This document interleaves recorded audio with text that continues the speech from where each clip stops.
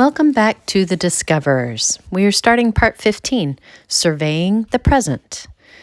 I'll begin with two quotes, one from Thomas Henry Huxley on his reception of The Origin of Species in 1887. He said, "The known is finite, the unknown infinite.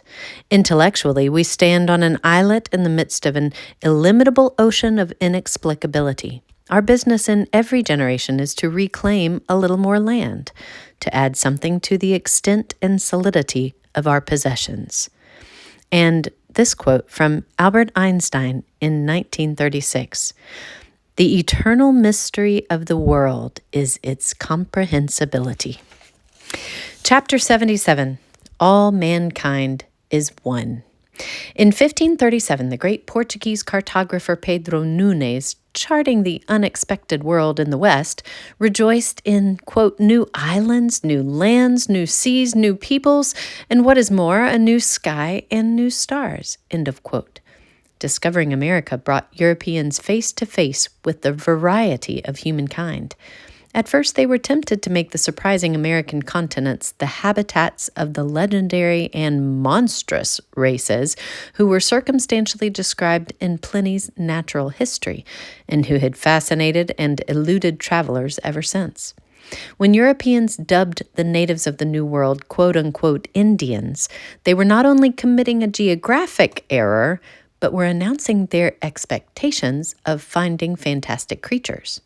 Columbus reported, to his surprise and somewhat to his disappointment, that, quote, "In these islands I have so far found no human monstrosities, as many expected. On the contrary, among all these peoples, good looks are esteemed. Thus I have neither found monsters nor any report of any, except a people who eat human flesh. They are no more malformed than the others," end of quote. These Indians, he reassured the Spanish sovereigns, were, quote, "very well built, of very handsome bodies and very fine faces," end of quote. While this prosaic reassurance drained the new lands of a legendary charm, the quote-unquote monstrous races lived on. Poetry, folklore, and romance repeated old tales of anthropophagy, or quote-unquote man-eaters, the warlike Amazons, quote-unquote without breasts, women who lived without men and received their name because they had removed the right breast in order to draw the bow more powerfully. Cyclops, quote-unquote round eyes, the one-eyed giants of Homer and Virgil. Cynocephaly, quote-unquote dogheads who communicated by barking, had huge teeth, and breathed flames. Pygmies, who braided their long hair into clothing and warred with the cranes who stole their crops. Then there were Amyctriae, unsociables, quote-unquote, who lived on raw meat and whose protruding lip served them as an umbrella. Antipodes, quote-unquote opposite-footed, who lived at the bottom of the world and had to walk upside down. Ostomi, quote-unquote mouthless apple smellers, who could neither eat nor drink and could be killed by a bad odor, but lived by smelling, mostly apples. Blimii, celebrated by Shakespeare as, quote, "men whose heads do grow beneath their shoulders," end of quote. Panotii, quote-unquote all ears, whose long ears served for blankets and, like Dumbo's, could be unfurled for wings. Cyopods, quote-unquote shadowfoot, who had only one great foot, which served as a parasol to protect them from the sun as they lay on their backs. These and other monstrous peoples inhabited a limbo between theology and fantasy. If, as the Bible explained, all men were descended from Adam, then perhaps these deformities were the punishment of some of Adam's children for their sins or for eating forbidden herbs. Quote, "the descendants displayed on their bodies what the forebears had earned by their misdeeds," a 12th century German poet explained. "As the fathers had been inwardly, so the children were outwardly," end of quote. Recalling Jesus' instruction to the apostles, quote, "Go ye therefore and teach all nations, baptizing them in the name of the Father and of the Son and of the Holy Ghost, end of quote. There were tales of missionaries converting dog-headed cannibals in Parthia. St. Augustine did not refuse the monstrous race as a place in his city of God. Quote, whoever is born anywhere as a human being, that is, as a rational, mortal creature, however strange he may appear to our senses in bodily form or color or motion or utterance, or in any faculty, part or quality of his nature whatsoever, let no true believer have any doubt that such an individual is descended from the one man who was first created. End of quote.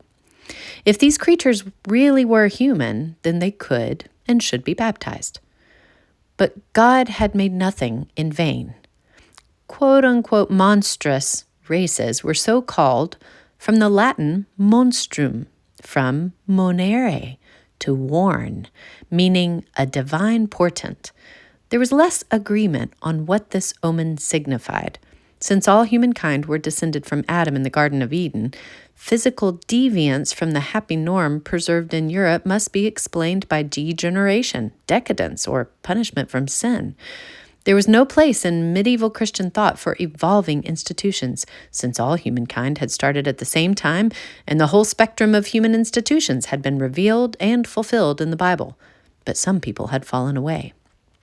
After the flood, when the earth was peopled by the sons of Noah, the guilty descendants of Cain or of Noah's son Ham deserved exile and punishment, which still tainted their bodies and their institutions. There were better or worse in peoples and their institutions, but no earlier or later stages of social development. From the Garden of Eden, the history of institutions was a one-way street where all roads led backward. Since the fall, there was ample opportunity for decay. But who could improve the biblical design? 3 times, man's original uniform culture had been corrupted into diversity. Cain, punished for murdering Abel, was exiled to the land of Nod, east of Eden, where he and his posterity found strange ways. Later, the sons of Noah were dispersed over the earth to go separately. And then again, man's single humanity was confused at Babel. Diversity in religion, in language, or anything else was the sign of Cain. During the Middle Ages, when Europeans knew only a narrow range of cultural diversity, belief in the biblical norm was reinforced by experience. A revolution in Western thought came late, with the twin discovery that institutions were capable both of novelty not described or foreshadowed in the Bible and of development by which one kind of institution grew out of another. These notions and the idea of progress that came with them were byproducts of exploration. The crucial event was the discovery of unexpected continents, which came to be called a new world. Just as in the Middle Ages, Christian Europe argued the unity of mankind from the uniformity in the Garden of Eden, modern scientists would find new clues to the unity of the species in the diversity of human ways. When Columbus reported that the people he encountered were not monsters, but only savages, he unwittingly pointed toward a new science of culture and toward an idea of progress. Extremes of human diversity were no longer exiled to realms of fantasy, for now they could be observed close up. However medieval may have been Columbus's geography, with his circumstantial description of the rivers of Eden, yet when he described the natives, he suddenly spoke in the accents of an anthropologist in the field. For he reported their, quote, very handsome bodies and very good faces, the hair coarse, almost as the hair of a horse's tail, and short, the hair they wear over their eyebrows, except for a hank behind, that they wear long and never cut. Some of them paint themselves black, and they are of the color of the Canary Islanders, neither black nor white. And some paint themselves white, and others red, and others with what they have. End of quote. In his letter to his sovereigns, soon circulated across Europe as we have seen, Columbus described his encounter with the natives. Quote, they are so ingenious and free with all they have that no one would believe it that no one would believe it who has not seen it. Of anything that they possess, if it be asked of them, they never say no. On the contrary, they invite you to share it and show as much love as if their hearts went with it. and they are content with whatever trifle be given them, whether it be a thing of value or of petty worth.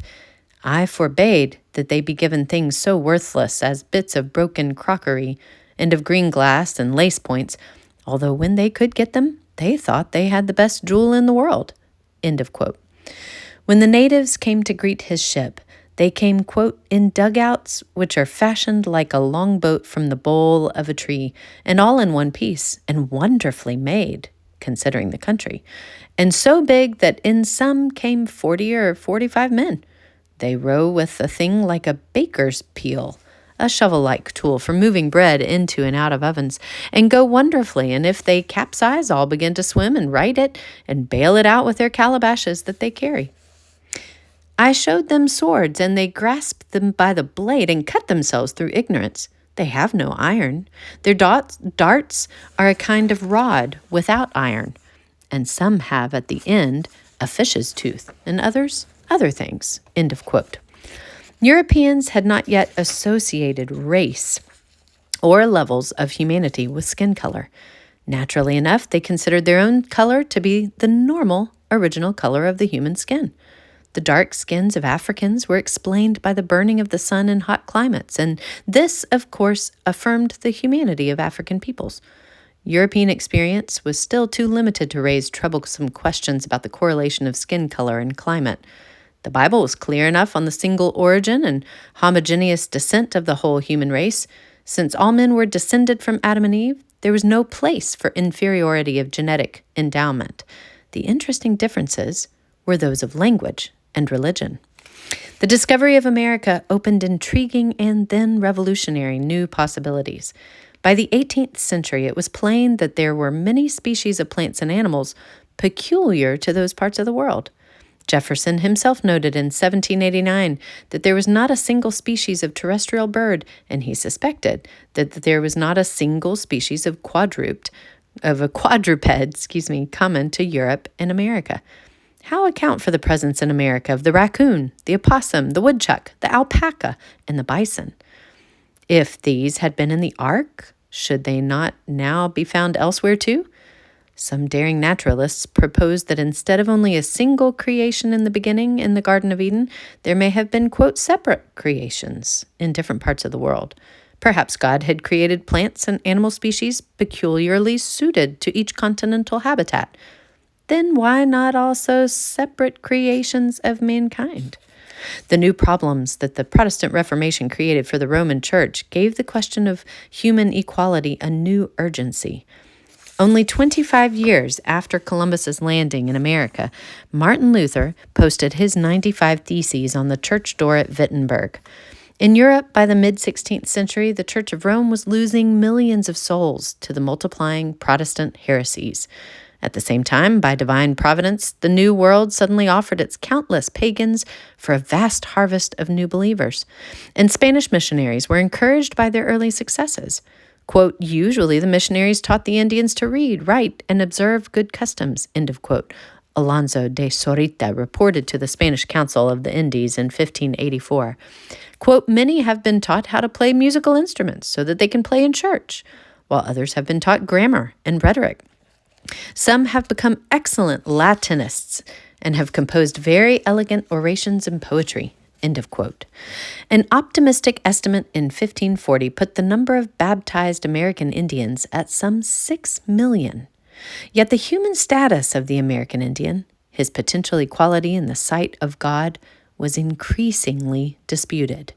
Spanish conquistadors had reasons of their own to insist on the natural inferiority of the Indians, which meant that God had conveniently destined them to be slaves. There were lively debates over the capacities of New World natives. In 1520, Albrecht Dürer was amazed at their artistry when he saw the Indian jewelry and featherwork that Cortés himself had sent to Emperor Charles V for exhibition in Brussels. Cortés, eager to persuade the Pope to legitimize the children whom Cortés had fathered by Indian women, reinforced his request by sending to Rome a band of Aztec jugglers. From the first establishment of the Spanish Council of the Indies in 1524, the humanity of the Indians was disputed. And I will have to stop there for part 1. See you back at part 2.